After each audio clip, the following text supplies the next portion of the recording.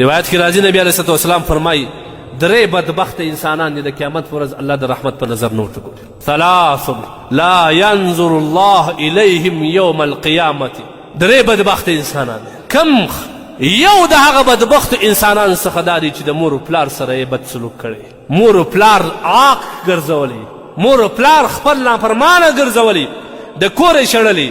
دا کس چې کوم دی د الله رسول صلی الله علیه وسلم فرمایي د قیامت په ورځ به دی د الله جل جلاله سره ملاقات په داسې حال کې ونه کړي چې الله د ده سره خوشحاله وي. لا ينظر الله تعالی، الله به ده ته د رحمت، الله جل جلاله به د مهربانۍ په نظر د ته سره ونه ګوري. ګورې نن څونه زموږ په معاشره کې دا شی شته.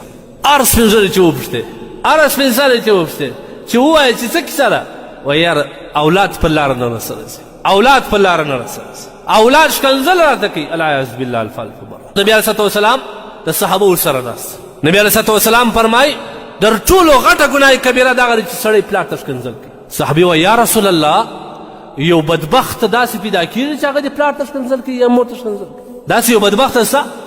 نبی علیه الصلوة والسلام فرمایي وایي داسې خو نشته، البته یسب ابا الرجل، دی د یو چا و پلار ته شکنځل وکړي فیشتم، هغه ده ته شکنځل وکړي، دی د یو چا و مور ته شکنځل وکړي هغه د ده مور ور یاده کړي. دا بازار کې د ځوانانو چې جنګ اول وار یې پلار ستا د پلار څه وسه، ستا د مور څه وسه، په دې پوه سه پلار ته دې ډېره غټه تحفه راوړه، پلار ته دې ډېره غټه تحفه راوړه.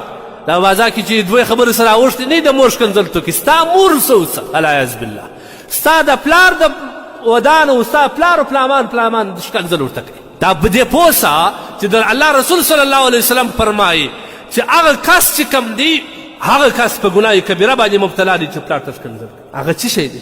پلار ته شکنځل کول څه شی دی؟ هغه چې دی د یو چا سره جنجال وکړي هغه یې د ده و پلار ته کوي، دی د ده و پلار ته کوي. دا زموږ معاشره ډکه ده دې قصه. ځوانانو د خدای دپاره دا شکنځل کول د مسلمان سره شان سره مناسب کار نه دی، ځکه د الله رسول صلی الله علیه وسلم فرمایي د مسلمان ته شکنځه فسق او فجور دی. دا د مسلمان د شان سره مناسب نه دی چې دی شکنځل وکړي. زموږ هغه خو چې په بازۍ کې لا یو در بله سره یې په ګپه کې وایي زما ورته ګپه یې لاړې څنګه ګپه یې لاړې هغه د ده مور ته شکنځل کوي، د ده مور ته شکنځل کوي. دا یا د پلار سره احسان دی، د مور سره هغه احسان نه ده، دا چې هغه د ده مور ته شکنځل کوي، د ده مور ته شکنځل کوي. لهذا عزیزانو د مور و پلار سره احسان کول، ښه سلوک کول دا د الله رسول صلی الله علیه وسلم پر ډېرو شانو باندې مقدم کړي.